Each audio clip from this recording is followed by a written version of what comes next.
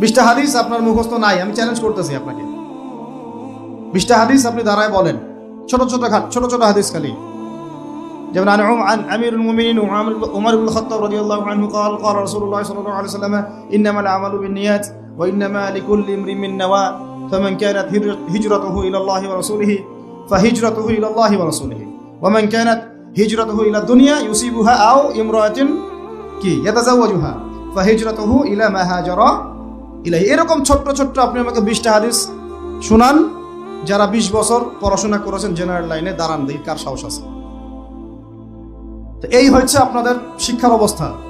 জাহান্নামে কোনো আরাম নাই, স্বস্তির কোনো জায়গা নাই, খাবারের কিছু নাই, শুধু থাকবে হামিম আর গাসসাক। জাহান্নামীরা ওইটাই খেতে শুরু করবে।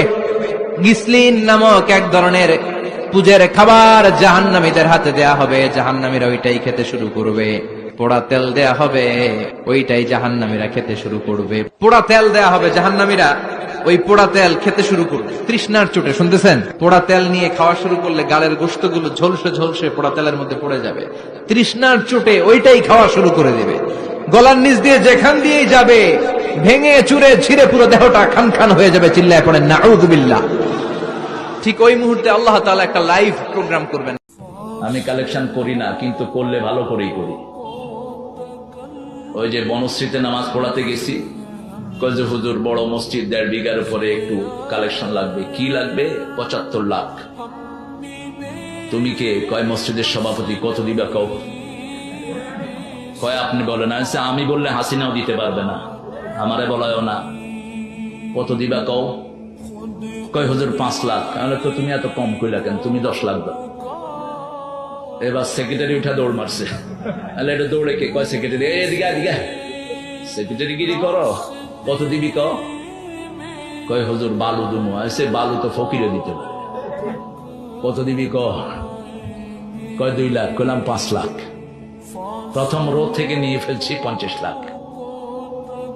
এবার উঠে গেছে 1.5 লাখ, 1.5 কোটি উঠে গেছে। আলহামদুলিল্লাহ। এদেশে আমাদেরকে জুলুম করতে পারবে, আমাদেরকে গুলি করে হত্যা করতে পারবে, কারাগারগুলোকে আমাদেরকে দিয়ে ভরপুর করতে পারবে। বাংলাদেশে কারাগারের সর্বমোট আসন হলো 70,000। কয় হাজার? আমরা শাপলা চত্বরে গিয়েছিলাম, কমপক্ষে হলো 20 থেকে 25 লক্ষ। 70,000 হেফাজতের কর্মীরা কারাবন্দী হবে, কিন্তু জালেমের সামনে মাথা নোয়াবে না। এই দেশের 1 ইঞ্চি মাটি নাস্তিক্যবাদ এবং ইসলাম বিদ্বেষের জন্য কারো হাতে ইজারা দেবে না ইনশাআল্লাহ। আল্লাহ পাক আমাদের সকলকে তৌফিক দান করুন, কবুল করুন। আমাদের আমির হেফাজত সহ আকাবিরিনদেরকে আল্লাহ পাক দীর্ঘ নেক হায়াত দান করুন। ওয়া আখিরু দাওয়ানা আলহামদুলিল্লাহি রাব্বিল আলামিন। আসসালামু আলাইকুম ওয়া রাহমাতুল্লাহ। কেউ মনে করছে যে আল্লাহ বলতে কেউ নাই, নাউযুবিল্লাহ। এই মহাবিশ্ব সৃষ্টি হয়েছে বিগ ব্যাং থেকে, কেউ সৃষ্টি করে নাই। তোমরা এগুলো পড়ো না সায়েন্সে? হ্যাঁ। তারপরে মহাবিস্ফোরণের মধ্য দিয়ে অটোমেটিকলি এটা এভাবেই সৃষ্টি হয়ে গেছে। পৃথিবী ঘুরছিল, প্রথমে উত্তপ্ত ছিল, তারপরে আস্তে আস্তে ঠান্ডা হলো, পরে হঠাৎ করে ওখানে প্রাণ চলে আসলো। হ্যাঁ, তারপরে কোথা থেকে জানি মানুষ আসলো, তারপর মানুষ গাছের ছাল বাকল করে থাকতো, বন জঙ্গলে ঘুরতো আর পশু শিকার করতো। সব বোগাস কথাবার্তা, মিথ্যা কথাবার্তা। এগুলো একটা কথার সাথে কোরআন সুন্নাহর কোনো মিল নাই। এই প্রত্যেকটা কথা পশ্চিমা সভ্যতা থেকে এখানে আসছে। এই প্রত্যেকটা কথা কোরআন সুন্নাহ বিরোধী। মানুষ না কখনো গাছের ছাল পাতা পরে ছিল, আর না কখনো বন্য প্রাণীর মতো জীবনযাপন করত। মানুষ সৃষ্টির শুরু থেকেই সভ্য ছিল। আল্লাহ রাব্বুল আলামিন আদম আলাইহিস সালামকে কি নগ্ন করে পৃথিবীতে পাঠিয়েছিলেন? তাকে পোশাক দিয়েছেন, তাকে কৃষিকাজ শিক্ষা দিয়েছেন, তাকে জীবন উপকরণ শিক্ষা দিয়েছেন, ওয়াহির জ্ঞান দিয়েছেন। আশাদ্দু হায়াআন মিনাল আযরা ফি খিদরিহা।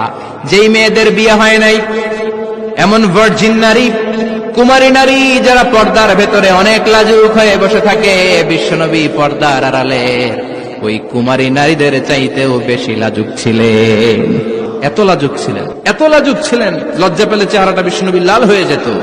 ছোট্টবেলায় হালিমাতুস সাদিয়ার বাড়িতে যখন দুধ খেতে গিয়েছিলেন, বিশ্বনবীর দুধমা হালিমাতুস সাদিয়া বলে, এই কুরাইশি মুহাম্মদ ছেলেটাকে কখনো কাঁদতে দেখি নাই। ক্ষুধা লাগলেও কাঁদে না, ব্যথা পেলেও কাঁদে না, শুধু লজ্জাস্থানের জায়গা থেকে কাপড়টা একটু সরে গেলে ছোট্ট মুহাম্মদ চিৎকার দিয়ে ওঠে। কি বুঝে সে? ক্ষুধা লাগলেও কাঁদতো না, ব্যথা পেলেও কাঁদতো না, লজ্জাস্থানের জায়গা থেকে কাপড় সরে গেলে বিশ্বনবী চিৎকার দিয়ে উঠতেন। সুবহানাল্লাহ পড়েন। এজন্য লজ্জা শরমের দরকার। তো তুমি মজলুমের দোয়া থেকে বেঁচে থাকবে। মজলুম কাকে বলে?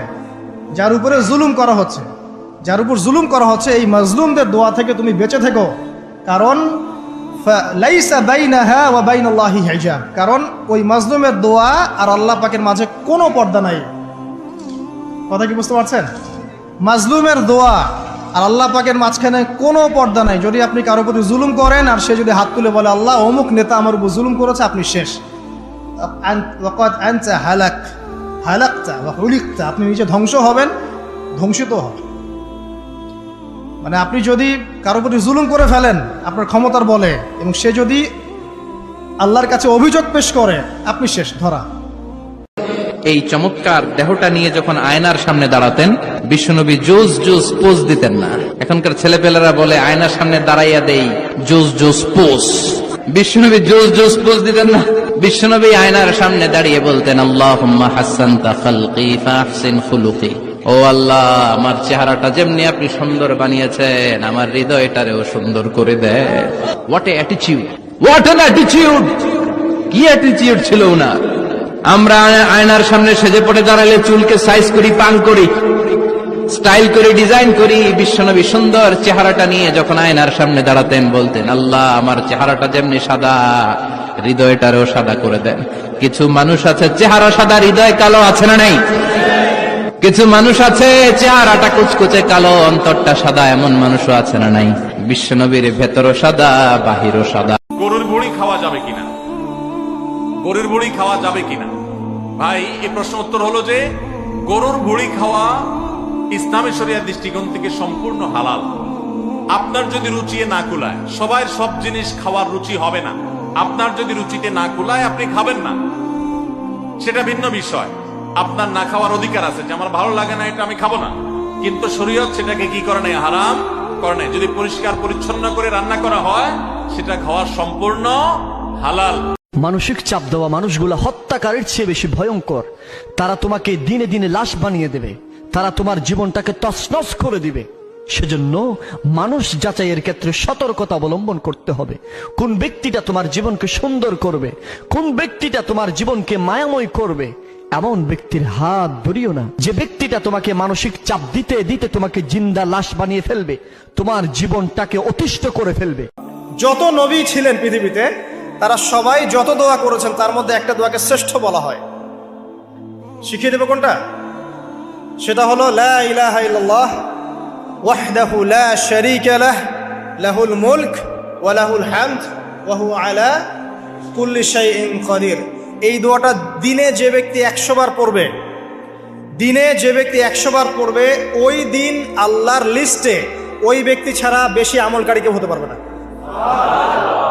তবে সেই ব্যক্তি ব্যতীত যে এর চেয়ে বেশি পড়েছে, কেউ 200, 300, 500 পড়েছে, তখন সে বেশি র্যাঙ্কিংয়ে শীর্ষে চলে যাবে আর কি। মিনিমাম 100 বার। আরও ফজিলত হচ্ছে 100 বার যদি আপনি পড়েন, ওই দিন শয়তান আপনাকে স্পর্শ করতে পারবেন ইনশাআল্লাহ। এবং আপনার আমলনামা থেকে 100 গুনাহ মিটিয়ে ফেলা হবে, 100 নেকি লিখে দেওয়া হবে ইনশাআল্লাহ। আল্লাহুম্মা হাওয়ালাইনা ওয়ালা আলাইনা, আল্লাহ আমাদের চারিপাশে দেন, মদিনায় দিয়েন না। সাহাবারা বলেন, বিশ্বনবীর দোয়া শেষ, নামাজ শেষে মসজিদ থেকে বের হয়ে দেখলাম ওই যে বাহরাইনের দিকে মেঘ আর বৃষ্টি দেখা যায়, ওই যে ইয়ামানের দিকে বৃষ্টি দেখা যায়, দূরে দূরে মেঘ আর বৃষ্টি দেখা যায়। মদিনার চারদিকে এরকম গোল একটা চাকতির মতো হয়েছে, চাকতির চারপাশে মেঘ, আর মদিনার মাঝখান দিয়ে আমরা জলজলে সূর্যটারে দেখতে পেলাম। বিশ্বনবী মিম্বারে দাঁড়িয়ে দাঁড়িয়ে গোটা সমাজটারে সংশোধন করে দিয়েছেন। সুবহানাল্লাহ পড়েন। বিশ্বনবী প্রায়শই জুমার খুতবার মধ্যে সূরা কফ তেলাওয়াত করতেন। কোন সূরা? অনেক সাহাবারা বলেছে আমরা সূরা কফ এই কোরআনের নুসখা স্ক্রিপচার খুলে দেখে দেখে মুখস্থ করি নাই। বিশ্বনবীর কণ্ঠে জুমার খুতবার সময় ওনার সূরা কফ তেলাওয়াত শুনে শুনে আমাদের সূরা কফ মুখস্থ হয়েছে। এজন্য জুমার খুতবা যারা দেয় তাদের দায়িত্ব কম না বেশি?